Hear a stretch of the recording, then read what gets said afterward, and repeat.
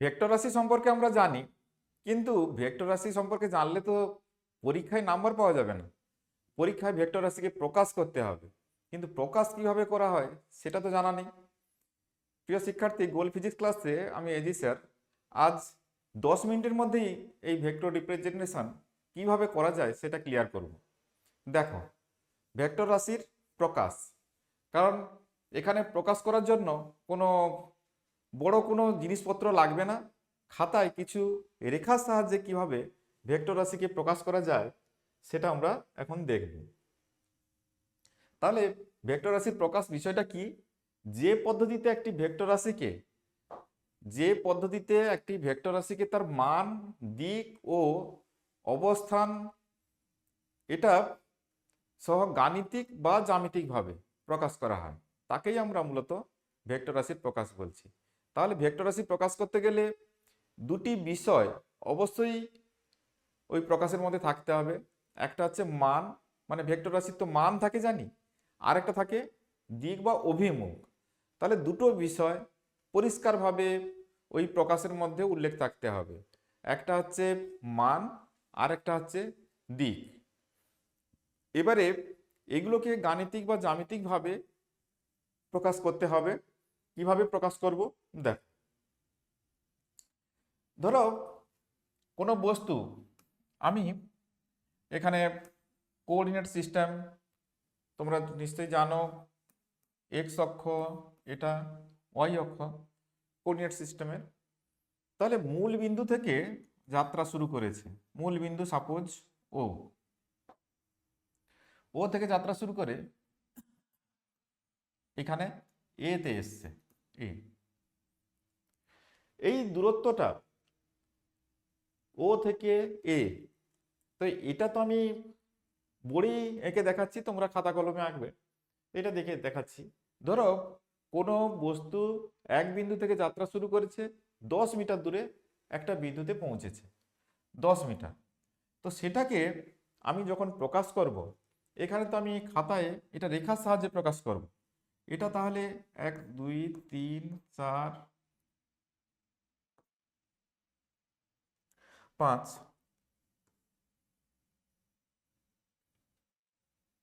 হ্যাঁ, এইভাবে এ বিন্দুটা আমি এইখানে নিয়ে নিচ্ছি। এটা হচ্ছে এ বিন্দু, এখানে পৌঁছেছে এটা। তাহলে এই যে রেখার লেন্থ গুলো নিয়েছি না, এটা ধরো 1 সেন্টিমিটার করে, আমি মাপিনি, আমি ধরে নিচ্ছি 1 সেন্টিমিটার করে নিয়েছি। তাহলে 1 সেন্টিমিটার রেখাংশ মানে 2 মিটার। এখানে আমি যেটা খাতায় বা বোর্ডে 1 সেন্টিমিটার রেখাংশ ধরছি, সেটা বাস্তবে 2 মিটার। তাহলে এখানে এঁকেছি কত? 1 2 3 4 5 সেন্টিমিটার রেখাংশ। তাহলে 5 সেন্টিমিটার রেখাংশ মানে 10 মিটার দূরত্বকে বুঝিয়ে যাচ্ছে। তাহলে ওই 10 মিটার দূরত্ব বোঝানোর জন্য এই রেখাংশটা অঙ্কন করেছি, 5 সেন্টিমিটার রেখাংশ অঙ্কন করেছি। আর তার দিক বোঝানোর জন্য এটা অ্যারো দিয়েছি। সেটা ধরো এই এক্স অক্ষের সঙ্গে বা এই পূর্ব দিকের সঙ্গে একটা এত কোণ করে এই দিকে গেছে। তাহলে দিক বোঝানোর জন্য অ্যারো সাইনটা দিয়েছি, ও থেকে এর দিকে যাচ্ছে, এই দিক থেকে ও দিকে যাচ্ছে। দিকটা বোঝানোর জন্য অ্যারো সাইন, আর মান বোঝানোর জন্য এইভাবে রেখার লেন্থকে আমরা সিলেক্ট করছি। তাহলে এখানে আমি সরণকে বোঝাচ্ছি, এটাকে বলও বোঝাতে পারি। ধরো 5 নিউটন বল, 5 সেন্টিমিটার রেখাংশ দ্বারা বুঝিয়ে দেবো যে 1 সেন্টিমিটার মানে 1 নিউটন বল। তাহলে 5 সেন্টিমিটার রেখাংশ দিয়ে বোঝাবো যখন 5 নিউটন বল, বলটা যদি ওইদিকে কাজ করে এইভাবে একটা রেখা দিয়ে দেখিয়ে দেবো। আবার ধরো এক্স অক্ষ বরাবর 2 নিউটন বল, ধরো আমি এখানে এটা 10 সেন্টিমিটার রেখাংশ দ্বারা দেখিয়ে দিয়েছি 2 নিউটন বল এইদিকে এক্স অক্ষ বরাবর। তার মানে 5 সেন্টিমিটার মানে 1 নিউটন বল। এখানে রেখাংশ যেটা 5 সেন্টিমিটার এঁকেছি সেটাই হচ্ছে 1 নিউটন বলকে প্রকাশ করছে। তাহলে খাতায় যখন এগুলো আঁকবো, তাহলে এইভাবে লেন্থ করে যদি তোমাকে 7 নিউটন বল বোঝাতে হয়, তাহলে 5 সেন্টিমিটার মানে 1 নিউটন বল, তাহলে 7 নিউটন বল বোঝাতে 35 সেন্টিমিটার একটা রেখাংশ টানতে হবে।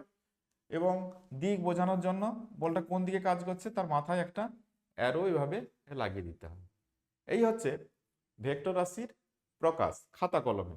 এটা হচ্ছে জ্যামিতিক পদ্ধতিতে এইভাবে আমরা প্রকাশ করি। তাহলে আবারও কথাটা বলছি, যে আমরা যখন ভেক্টর রাশিকে প্রকাশ করব তার মান বোঝানোর জন্য যে রেখাংশটা নেব সেটা নির্দিষ্ট স্কেলে নিতে হবে। তাহলে ধরো আমার 10 নিউটন বল বোঝাবো, 10 নিউটন বল বোঝানোর জন্য 5 সেন্টিমিটার রেখাংশ যদি নিই তাহলে 1 সেন্টিমিটার রেখাংশ মানে 2 নিউটন বল। এইভাবে ধরে আমরা কত নিউটন বলকে বোঝাবো সেভাবে রেখাংশটার লেন্থ ঠিক করব। আর বলটার দিক বোঝানোর জন্য একটা অ্যারো আমরা এভাবে লাগিয়ে দেব। তাহলে ভেক্টর রাশি বোঝানোর জন্য এরকম একটা লাইন থাকবে আর একটা অ্যারো থাকবে, লাইন আর অ্যারো। এখানে এই যে তীর চিহ্ন বলতে ওই যে লাইনের উপর তীর চিহ্ন, যে লাইনটা দিয়ে আমরা ভেক্টরকে প্রকাশ করি, তার দৈর্ঘ্য, ওই যে তীর চিহ্ন দিয়ে ভেক্টরের প্রকাশ, দৈর্ঘ্যটা কি করে মান নির্দেশ করে, দৈর্ঘ্য হচ্ছে মান নির্দেশ করে, দৈর্ঘ্য মান নির্দেশ করে। আর তীর চিহ্ন দিকটা দিক নির্দেশ করে, ওই ভেক্টর রাশির দিক বা অভিমুখ নির্দেশ করে ওই তীরের দিকটা। আর যখন কোনো বস্তু এই যে ইনিশিয়াল বা মূল বিন্দু থেকে যখন সরণ শুরু হয়, এখানে কোথা থেকে বোঝাচ্ছি সেটা বোঝানোর জন্য এই যে বলা হচ্ছে প্রারম্ভিক বিন্দুটা অনেক সময় গুরুত্বপূর্ণ হয়, প্রারম্ভিক বিন্দু। তবে এই দুটো বিষয় খুব ভালো করে মাথায় রাখতে হবে, একটা মান থাকবে একটা অভিমুখ থাকবে, এরকম একটা অ্যারো দিয়ে দেখানো হবে। আর সেগুলোকে লেখার সময় আমরা ধরো এ ভেক্টর বা এটাকে যদি আর ভেক্টর বলি, তাহলে আর লিখে এরকম একটা মাথায় সাইন দিয়ে দিই। তার মানে এই দূরত্বটা হচ্ছে আর, তার মাথায় এরকম চিহ্ন মানে কোন দিক বা ওটা যে ভেক্টর রাশি সেটা বুঝিয়ে দিচ্ছে। আমি আসছি সেটার রিপ্রেজেন্টেশন পরে। তাহলে আমরা রেখা, তার উপরে একটা অ্যারো, এটা দিয়েই আমরা ভেক্টরের সিম্বলটা দেখাবো। তাহলে ভেক্টর রাশির প্রকাশের 3 রকম পদ্ধতি রয়েছে। জ্যামিতিক প্রকাশ, যেটা আমি এত সময় বললাম, উপাংশ আকারে প্রকাশ, এগুলো আমরা ভেক্টরের ডিটেলস আলোচনাতে বলবো। আর একক ভেক্টরের সাহায্যে প্রকাশ, এটাও বলবো। কোশ্চেন এগুলো থেকেও থাকে, নিট জি বা আমাদের 11-এর যে সেমিস্টার 1-এর কোশ্চেন এগুলো থেকেও থাকে, আমরা ওখানে গেলে বিস্তারিত আলোচনা করব। শুধু 3 প্রকার পদ্ধতিতে ভেক্টর রাশির প্রকাশ করা হয়, এটুকুই আমি বললাম এখন। তাহলে নিটের প্রিভিয়াস ইয়ার কোশ্চেন এর ভিত্তিতে কি আছে দেখা যায়।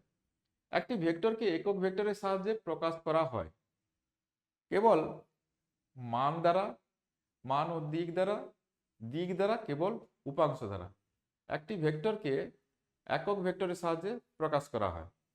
তো একক ভেক্টরের সাহায্যে প্রকাশ করো যাই করো, ওখানে মান আর দিকের ব্যাপারগুলো জড়িত থাকে, মান আর দিক উভয়ই থাকে, মান আর দিক উভয়ই থাকবে। কোনো ভেক্টরকে যখন প্রকাশ করবে ভেক্টরের মান থাকবে, আর একক ভেক্টর কেবল দিককে প্রকাশ করে, তাহলে মান আর দিক দুটোই হয়ে যাবে, মান আর দিক অ্যান্সার হবে এখানে। ক্লাস 11-এর কোশ্চেনে দেওয়া ছিল, দেখো কোন চিত্রে একটি ভেক্টরের সঠিক প্রকাশ দেখানো, কোন চিত্রে একটি ভেক্টরের সঠিক প্রকাশ দেখানো হয়, যেখানে তীর থাকবে, দিক থাকবে, দৈর্ঘ্য এগুলো সব থাকবে। উত্তর কি হবে? যে চিত্রে তীরের দৈর্ঘ্য ভেক্টরের মান প্রকাশ করবে, তীরের দিক ভেক্টরের দিক বোঝাবে। এত সময় যা বললাম রিপ্রেজেন্টেশনে, তাহলে এখানে কোশ্চেনটা ছিল কি, কোন কোন কোন চিত্রে একটি ভেক্টরের সঠিক প্রকাশ দেখানো হয়, কোন চিত্রে একটি ভেক্টরের সঠিক প্রকাশ দেখানো হয়, যেখানে তীর থাকবে, দিক ও দৈর্ঘ্য বিবেচনা করতে হবে। তাহলে উত্তর হবে যে চিত্রে তীরের দৈর্ঘ্য ভেক্টরের মান, তীরের দিক ভেক্টরের দিক বোঝায়, সেটি সঠিক ভেক্টরের প্রকাশ। এটাই আমি এত সময় বোঝাচ্ছিলাম, যে তীরের দৈর্ঘ্য যেটা থাকবে সেটা হচ্ছে মানকে প্রকাশ করবে, আর তীরের দিকটাই ভেক্টর রাশির অভিমুখ প্রকাশ করবে। তাহলে এটাই হচ্ছে সঠিক প্রকাশ। একটি ভেক্টরের মান একই রেখে দিক পরিবর্তন করলে ভেক্টর কি একই থাকবে? তোমরা এই প্রশ্নটির উত্তর আমাকে কমেন্টে জানাবে, পারলে যুক্তি দেবে। ইয়েস অর নো একটা কিছু হবে, তবে যুক্তিটা দিলে ভালো, তাহলে আমি বুঝবো যে তোমরা এই ক্লাসটি সঠিক বুঝতে পেরেছি। এখানে কিছু টিপস দেখে নাও। অ্যারো না থাকলে সেটা কিন্তু ভেক্টর হবে না। শুধু রেখাংশ দিয়ে আমরা ভেক্টরকে প্রকাশ করতে পারি না, ভেক্টরের প্রকাশের জন্য অবশ্যই একটা অ্যারো থাকতে হবে। যদি অ্যারো না থাকে তাহলে সেটা কিন্তু ভেক্টর নয়। লেংথ অর্থাৎ ওই রেখার বা রেখাংশের লেংথ ম্যাগনিচিউড ভেক্টরের পরম মান সূচিত করে। আর ইউনিট ভেক্টর মানে সেখানে শুধু দিক থাকবে, তার কোনো মান থাকছে না। আর ডায়াগ্রাম বেসড এমসিকিউ এখান থেকে থাকে গুরুত্বপূর্ণ। আমরা এমসিকিউর আলোচনা পরে পরে সব ক্লাসগুলোতে করব। কেবল এমসিকিউর আলোচনার জন্য স্পেশাল ক্লাসও থাকবে, সেগুলো তোমরা দেখবে। Thank you. এখনো যারা চ্যানেলটিকে সাবস্ক্রাইব করনি অবশ্যই চ্যানেলটিকে সাবস্ক্রাইব করে নেবে।